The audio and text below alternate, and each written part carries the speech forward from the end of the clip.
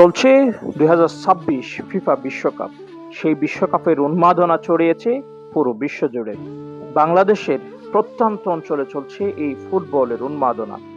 সেখানে প্রিয় দলকে স্বাগত জানাতে বিভিন্ন সময় বিভিন্ন জায়গায় আয়োজন করছে মিলন মেলা এবং বাইক শোডাউন সহ বিভিন্ন আয়োজন। অনেকেই রাঙাচ্ছেন নিজের গড়কে প্রিয় দলের পতাকার কালারে, আবার কেউ কেউ বিভিন্ন জায়গায় বিভিন্নভাবে টাঙাচ্ছে বিশাল আকৃতি পছন্দের দলের পতাকাও। বাংলাদেশের সীমান্ত উপজেলা টেকনাফেও সেই ফুটবল উন্মাদনা ছড়িয়েছে। ব্রাজিল, আর্জেন্টিনা, জার্মানিদের মতন হট ফেভারিট দলগুলোর সমর্থকরা বিভিন্ন সময় বিভিন্নভাবে তাদের সমর্থন জানান দিচ্ছে। ঠিক তেমনই টেকনাফে ডিফেন্ডিং চ্যাম্পিয়ন আর্জেন্টিনার সমর্থকরা কিছুদিন আগেই জানান দিয়েছিল বাইক শোডাউন এবং মিলন মেলা ও সাংস্কৃতিক অনুষ্ঠানের মাধ্যমে তাদের প্রিয় দল আর্জেন্টিনার মেসি ভক্তদের হৈ হুল্লোড়ের উল্লাস। রাত পোহালে আর্জেন্টিনা দলের গ্রুপ পর্বের প্রথম ম্যাচ অনুষ্ঠিত হবে। তাদের প্রতিপক্ষ আলজেরিয়া।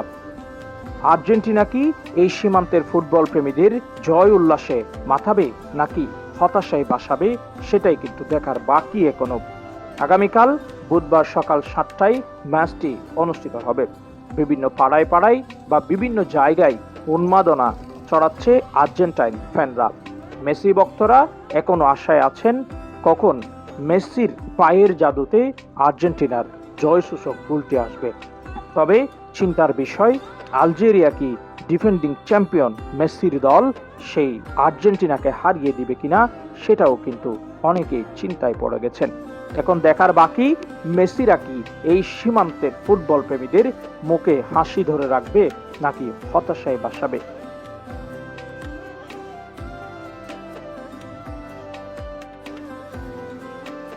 তবে ইতিহাস বলছে আলজেরিয়ার বিপক্ষে হারবে আর্জেন্টিনা। 1978 সালের বিশ্বকাপ জয়ের পর 1982 সাল, ব্যতিক্রম ঘটেনি 1990 সালের বিশ্বকাপেও।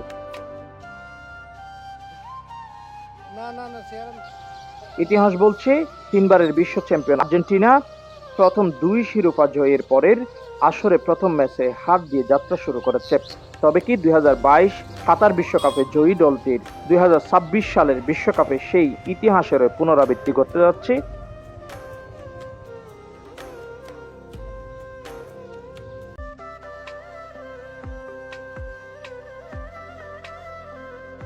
(1978 সালে গড়ের মাঠে প্রথম শিরোপা জয়ের পর 1982 বিশ্বকাপের উদ্বোধনী ম্যাচে বেলজিয়ামের কাছে 1-0 গোলে হেরেছিল আকাশী সাদারা।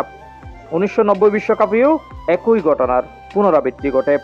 1986 সালে মেক্সিকোতে ডিয়েগো ম্যারাডোনার জাদুতে বিশ্বকাপ জয়ের পরের আসরে ক্যামেরুনের কাছে 1-0 গোলে হেরে যাত্রা শুরু হয় আর্জেন্টিনার।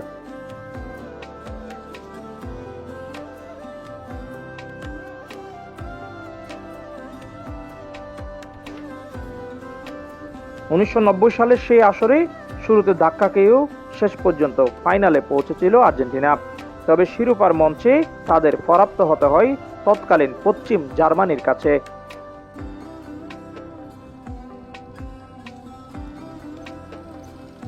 আর 4 বছর আগের কাতার বিশ্বকাপের স্মৃতি তো এখনো জল জ্বলে।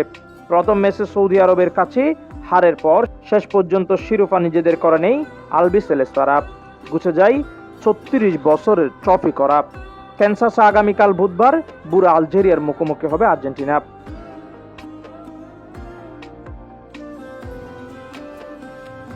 শক্তিমত্তায় প্রতিপক্ষের চেয়ে দেড় এগিয়ে ডিফেন্ডিং চ্যাম্পিয়নরা। তার মধ্যে আর্জেন্টিনা ফিরেছে ফিফা বিশ্ব র্যাঙ্কিং এর 1 নম্বরে।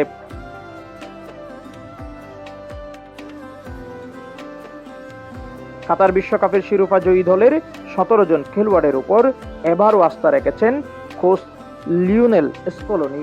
তবে নিজেদের বিশ্বকাপ মিশনে নামার আগে বেশ সতর্ক তিনি।